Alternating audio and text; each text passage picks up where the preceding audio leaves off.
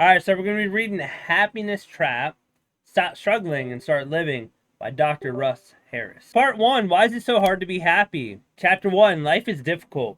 Being human hurts. In our short time on this planet, we'll have many moments of marvel, wonderful, and joy, but also of angst, dread, and despair.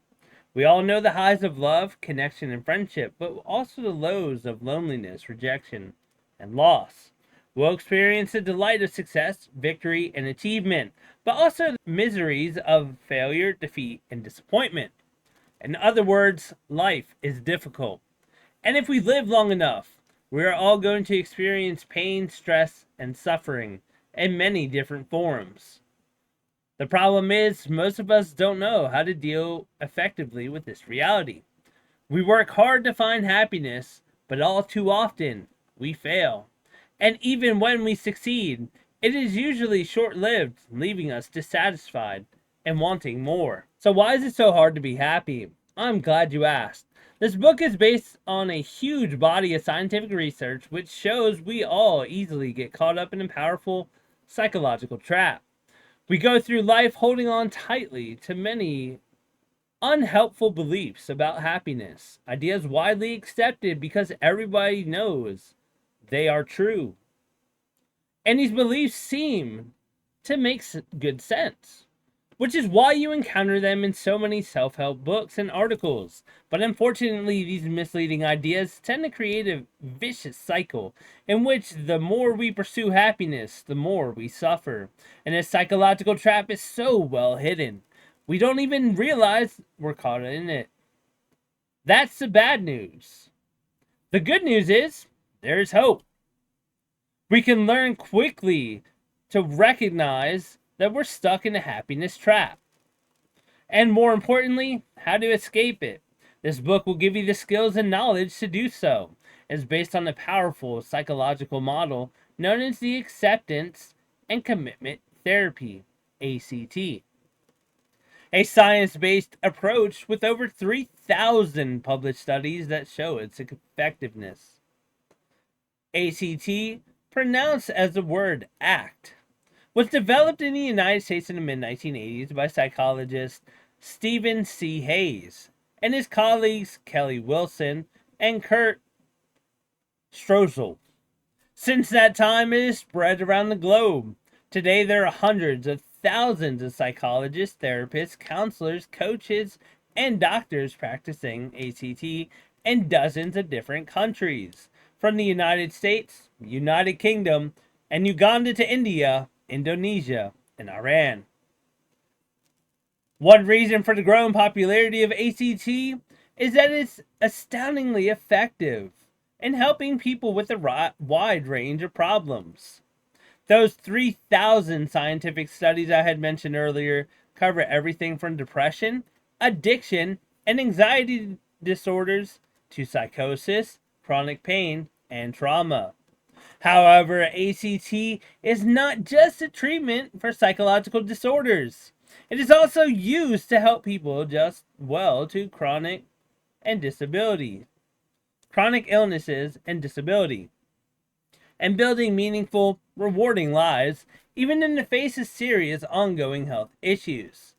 And on top of all of that, it is widely used by the armed forces, emergency services, government departments, professional sports teams, and Olympic athletes, businesses, hospitals, and schools to enhance health and well being, reduce stress, improve performance, and increase resilience. Last but not least, we all know about the importance of eating healthy food, exercising regularly, and cultivating good relationships with others. These are the foundational building blocks for health, happiness, and well being.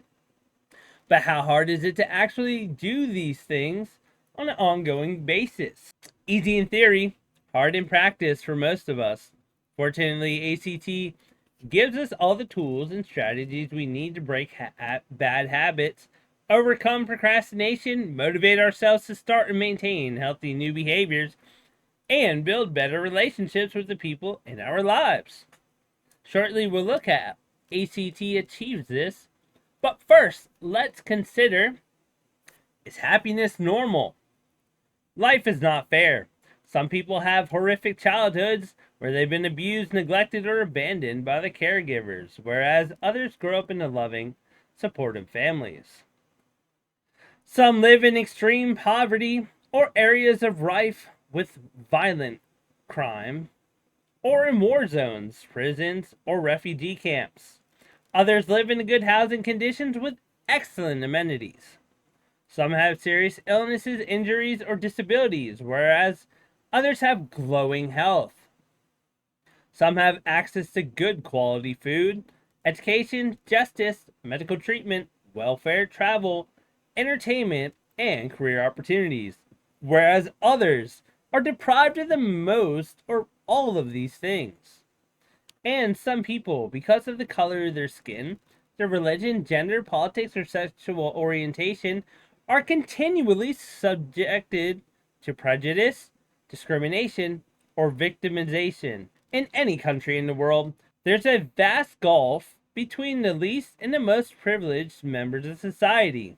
And yet, people on both sides of that gulf are human, and therefore many things in common, including the factor that no matter how privileged or disadvantaged we may be, we are naturally predisposed to psychological suffering. Perhaps you have noticed how self-help sections or bookstores keep growing larger.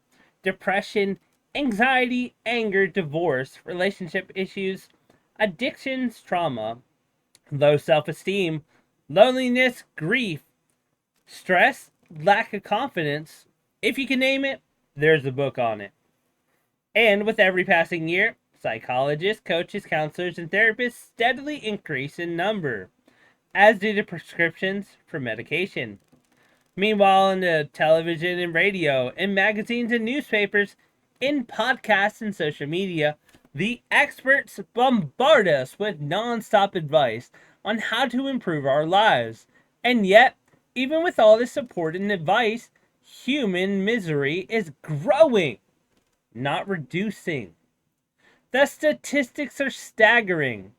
The World Health Organization identifies depression as one of the biggest, most costly, and most debilitating diseases in the world. In any given year, 1/10 of the population suffers from clinical depression, and 1 in 5 will suffer from it at some point in their life. And more than 1/3 of the adult population will, at some point, suffer from an anxiety disorder. Furthermore, 1 in 4 adults will at some stage suffer from drug and alcohol addiction. In the United States alone, there are currently over 14 million people suffering from alcoholism. But the most shocking statistic of all, almost 1 in 2 people will at some point seriously consider taking their life and struggle with it for 2 weeks or more. Scarier still, 1 in 10 people will at some point actually attempt to take their lives. Fortunately, very few succeed. Think about those numbers for a moment. Think of your friends, family, and coworkers. Almost half of them will at some point be so overwhelmed by misery that they will seriously contemplate taking their life, and 1 in 10 will try it. Now, think about all those common forms of suffering that are not considered to be psychological disorders, but nonetheless make us miserable. Work stress, performance anxiety, loneliness, relationship conflicts, sickness, divorce, bereavement, injury, aging, poverty, racism, sexism, bullying,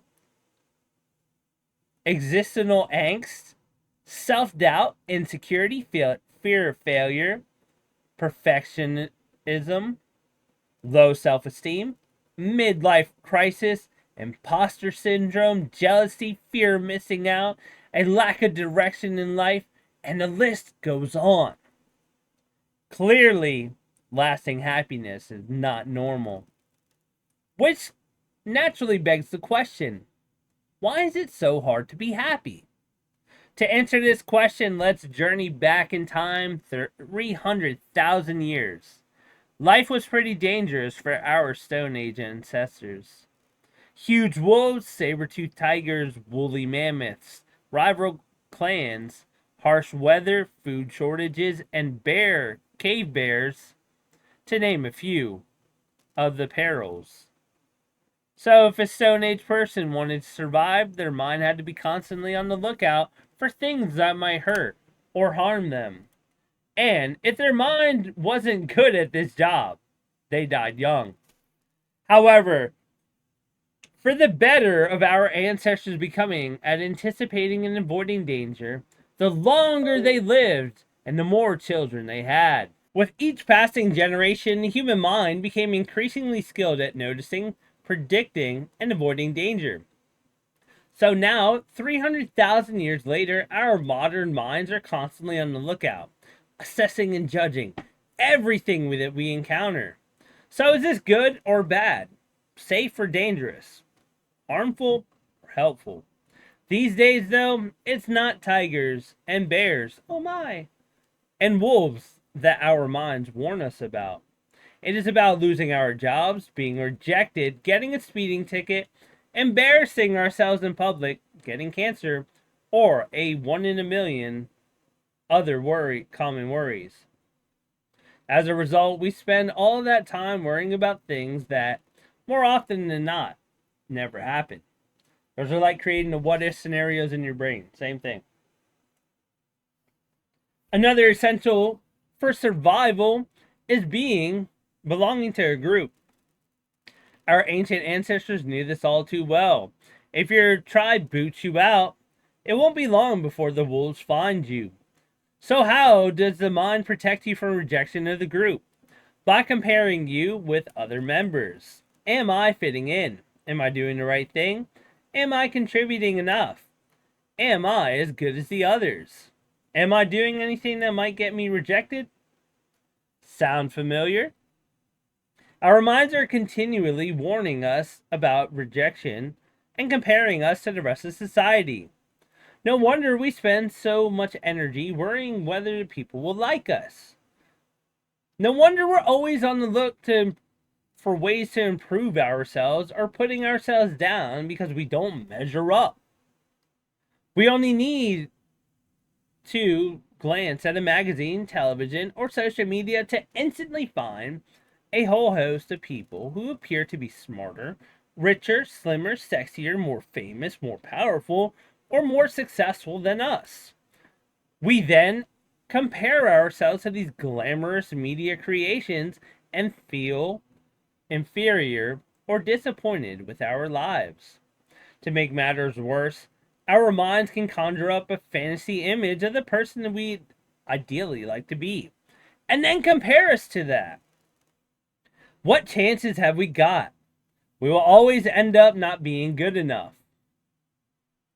Now, in pretty much any society throughout the world, in any period of history, the general rule for success is get more and get better. The better your weapons, the more food you can kill. The larger your food stores, the greater chances for your survival in times of scarcity. The better your shelter, the safer you are from danger. The more children you have, the greater chances that some will survive into adulthood. No surprise then that our mind continually looks for more and better. More money, a better job, more status, a better body, more love, a better partner. And if we succeed, if we do get the more money or a better car or a better looking body, then we're satisfied for a while. But sooner or later, and usually sooner, we end up wanting more. In summary, then, we are all hardwired to suffer psychologically, to compare, evaluate, and criticize ourselves, to focus on what we are lacking, to rapidly become dissatisfied with what we have, and to imagine all sorts of frightening scenarios, most of which will never happen. No wonder humans find it hard to be happy. But to make matters worse, many popular beliefs about happiness are inaccurate, misleading, or false, and will actually make you miserable if you buy into them. Let's look at two of the most common ones. Number one, Myth number 1, happiness is our natural state. Many people believe happiness is our natural state, but the statistics above clearly show this is not the case. What is natural for human beings is to experience an ever-changing flow of emotions, both pleasant and painful, varying throughout the day depending on where we are, what we are doing, and what is happening. Our emotions, feelings, and sensations are like the weather, continually changing from one moment to the next. We don't expect it to be warm and sunny all day long, all year round. Nor do we expect to be happy and joyful all day long. If we live a full human life, we will feel the full range of human emotions, the pleasant ones like love and joy and curiosity, and the painful ones like sadness, anger, and fear. All these feelings are normal, natural part of being human. Myth number 2, if you're not happy, you're defective. Following logically from myth number 1, Western society assumes that psychological suffering is abnormal. It is seen as a weakness or an illness, a product of the mind that is somehow faulty or defective. This means that we do inevitably experience painful thoughts and feelings. We are often ashamed or embarrassed about it, or we criticize ourselves for being weak, silly, or immature. Acceptance and commitment therapy is based on a radically different assumption. If you're not happy, you're normal. Let's face it, life is tough and full of challenges. It would be weird if we felt happy all the time. Things that make life meaningful come with a whole range of feelings, both pleasant and painful. For example, consider a close relationship. When it is going well, we will experience wonderful feelings such as love and joy. But sooner or later, in even the best of relationships, we will experience conflict, disappointment, and frustration. There is no such thing as a perfect relationship. So the same holds true for every meaningful project we embark on, from building a career or raising a family, to looking after our physical health and fitness.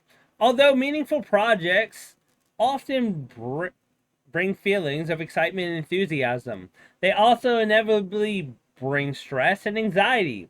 So if you believe myth 2, you are in big trouble.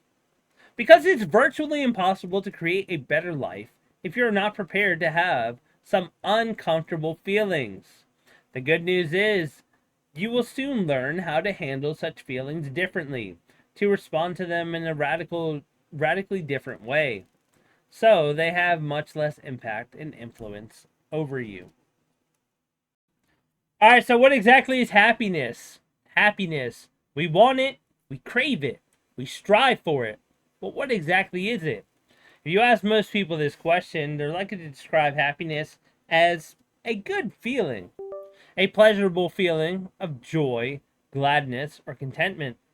The ancient Greeks had a special word for a life based on the pursuit of happy feelings, eudaimonia, from which we get the word hedionism, is seeking pleasure. We all enjoy pleasurable feelings, so it is hardly surprising that we chase them. However, like all human emotions, feelings of happiness are fleeting. They come and they go, no matter how hard we try to hold on to them. They never hang around for long. And as we shall see, a life spent in the pursuit of a feeling good is, in the long term, deeply unsatisfying. Indeed, research shows that the harder we chase after pleasurable feelings and try to avoid the uncomfortable ones, the more likely we are to suffer from depression and anxiety. But there's another meaning of happiness that's radically different: the experience of living a rich and meaningful life. When we clarify what we stand for in life and start acting accordingly, behaving like the sort of person we really want to be, doing the things that matter deep into our hearts, moving in the life directions that we consider worthy, then our lives become infused with meaning and purpose, and we experience a profound sense of vitality. This is not some fleeting feeling. It is a powerful sense of a life well lived. The ancient Greek word for this type of happiness is eudaimonia. These days often translated as flourishing. When we live our lives in this way, we will for sure have many pleasurable feelings. And we will also have many difficult ones like sorrow, anxiety, and guilt. As I had said before, if we live a full human life, we will feel a full range of human emotions. This book, as you have no doubt guessed, focuses on the second meaning of happiness rather than the first. Of course, we all like to feel good, and it makes sense to approach and enjoy pleasant feelings when they appear. But if we try to have them all at the same time, we are doomed for failure. The reality is, life is difficult. There is no escaping this fact. Sooner or later, we will all grow infirm, get sick, and die.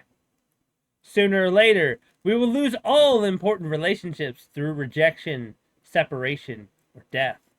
Sooner or later, we will all come face to face with crisis, disappointment, and failure. This means that, in one form or another, we're all going to experience plenty of painful thoughts and feelings. But the good news is that, although we can't avoid such pain, we can learn how to handle it much better, to unhook from it, rise above it, and create a life worth living. This book will teach you the simple but effective skills to rapidly take the impact out of the painful thoughts, feelings, emotions, sensations, and memories. You will learn how to drain away their power so they no longer hold you back and bring you down. How to let them come and go without getting swept away by them. And you'll learn how to build yourself a rich and meaningful life, no matter what you have been through in the past or what you are facing now, which will give you a deep sense of vitality and fulfillment. Now, pause for a moment and notice how your mind is reacting to this. And is it positive, enthusiastic, exciting, hopeful, optimistic? If so, enjoy that while it lasts. Please do not cling to it. Because, as we will see later, trying to hold on tightly to pleasant thoughts and feelings creates all sorts of problems. On the other hand, perhaps your mind is doubtful or pessimistic, saying things like, "This won't work for me," or "I don't believe in this. It's bullshit." If so, recognize such thoughts are completely natural. This is your mind doing its job, trying to save you from something that might be unpleasant or painful. How so? Well, suppose you invest lots of time, effort, and energy into reading this book and applying it into your life. Suppose that you do all this and it doesn't work. That would be pretty painful, right? So your mind is trying to save you from that painful possibility. And throughout this book, you can expect your mind to do this in many ways, so that each time it happens, and I hope you remember two things. A, this is completely normal. All minds do this. And B, your mind isn't trying to make your life harder. It is trying to keep you safe and protect you from pain. The journey ahead. This book is like a trip through a foreign country. Much will seem strange and new. Other things will seem familiar, yet somehow subtly different. At times you may feel challenged or confronted, and at other times excited and amused. Take your time on this journey. Instead of rushing, savor it fully. Pause. When you find something stimulating, curious, or unusual, explore it in depth and learn as much as you can. To create a life worth living is a major undertaking, so please take the time to appreciate it. Chapter 2, the choice point. Have you ever wondered why we are called human beings? I think a better name would be human doings. Because whether it's eating, drinking, cooking, cleaning, talking, walking, playing, or reading, we're always doing something, even if it's just sleeping. At times we do things that help us move towards the sort of life that we want. Let's call these behaviors towards moves. And other times, we do things that take us away from the sort of life that we want. Let's call these behaviors away moves. So you have the home team and the away team. All right, so you have the diagram that illustrates this: away and towards. Things that we do that take us away from the life that we're trying to build, and towards things that we do that we are taking us towards the way that we want to, the life that we want to build, right? All right, so the towards moves.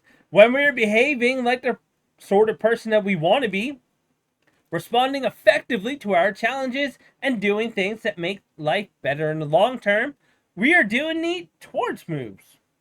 For many people, the towards moves include spending quality time with a loved one, keeping fit, and looking after their physical health, being caring and kind towards others, pursuing hobbies or interests, having fun playing sport, relaxing, being creative, getting out into nature and contributing actively toward their group or community, or doing personal growth activities such as reading this book. There is no right, correct, or best towards moves. We each decide for ourselves which of our behaviors come under this umbrella. Basically, towards moves are things that you say and do, no matter how small they may be, that enhance your life, that make it richer, fuller, and more meaningful. And one of the main aims of this book is to help you do that, do a whole lot more of them. So, the away team, the away moves, when we are behaving unlike the sort of person that we want to be, doing things that keep us stuck or make life worse in the long term, we are doing the away moves. For example, for many people, away moves including withdrawing from or fighting with loved ones, avoiding physical exercise, putting unhealthy substances into your body, losing your temper, being aggressive, or unkind, procrastinating on the really important tasks, and so on. Away moves could also include doing things inside our heads, technically known as the cognitive processes, such as worrying, ruminating, obsessing, and overanalyzing. Ruminating means dwelling on, brooding on, or stewing over things. In other words, away moves are the things we say and do that make our lives worse, keep us stuck, exacerbate our problems, inhibit our growth, negatively impact our relationships, or impair our health and well-being in the long term. They're the things we ideally want to reduce or stop doing. And another big aim of this book is to help you do a whole lot less of them. As with towards moves, there's no official list of away moves. We all decide for ourselves which of these behaviors fit in this category. For example, if someone has a strong religious beliefs that prohibit alcohol, then that individual might see drinking alcohol as an away move. But if someone is a professional wine taster, then that individual might see drinking alcohol as a towards move. For myself, drinking wine in moderation, 2 or 3 glasses a week, is a towards move. But drinking an entire bottle in one night is an away move. However, for you, these amounts might be different. A very important point. The point I am about to make is so important, I'm considering getting it tattooed on my forehead in bold red capitals. Here it is. Any activity can be a towards move or an away move, depending on the situation, which is absolutely true. So let's unpack that. Suppose I stay in bed and keep hitting the snooze button, primarily to avoid dealing with some really important task. For me, that would be an away move. It might not be an away move for someone else, but it would be for me. However, on holiday, when I hit the snooze to enjoy the well-earned pleasure of a long sleep in, for me, that is a towards move. Yet for someone else, that might not be a towards move. Some people like to get up at the crack of dawn on holiday and go for a run or do a yoga workout. And they see sleeping in as wasting the day. I'm not entirely sure which planet these people come from. They claim to be from Earth, but I find it hard to believe. Likewise, if I'm mentally rehearsing a talk while sitting in my office during work hours, as part of my preparation for a workshop or a webinar, I consider that a towards move. But suppose I am mentally rehearsing that talk when I am home, while someone I love is trying to tell me something very important, and as a result, I am disengaged and not really paying attention to them, but they're getting upset about it. In this situation, I'd consider mental rehearsal to be an away move. Confession. The above example is not purely hypothetical. I've been guilty of doing this on, well, let's say, more than one occasion. And trust me, it's always an away move. For one last example, imagine canceling a social event at the last minute. Suppose you were doing this in order to cope with a medical emergency. Taking a sick friend to the hospital. In that situation, I guess you consider that a towards move. Now suppose you were very lonely and socially isolated, and you've gotten into the habit of canceling whenever you feel anxious. And each time you do that, it increases your sense of loneliness. In that particular situation, if you cancel yet again because you're feeling anxious, I'm guessing you would call that an away move. It's essential to understand this principle because it underpins everything in this book. The technical name for this is workability. If you are doing something in a particular situation that is helping you move towards the life that you want to build, we will call it a workable, a toward move. But if you're having the opposite effect, it is a unworkable, an away move. And only you can decide whether something is workable for you. So what triggers away moves? When life isn't too difficult, when the things are going responsibly well, and we're feeling pretty good, it is quite easy to choose towards moves. But how often is your life like that? The reality for most of us is that life is frequently hard, and all too often we don't get what we want. We continually run up the unexpected problems and challenging situations. We repeatedly experience painful emotions, such as anxiety, sadness, anger, loneliness, or guilt. We have countless helpful thoughts. I am not good enough. I cannot cope. It is not fair. I am a loser. It is all too hard. And life sucks. And zillions of variants of these themes.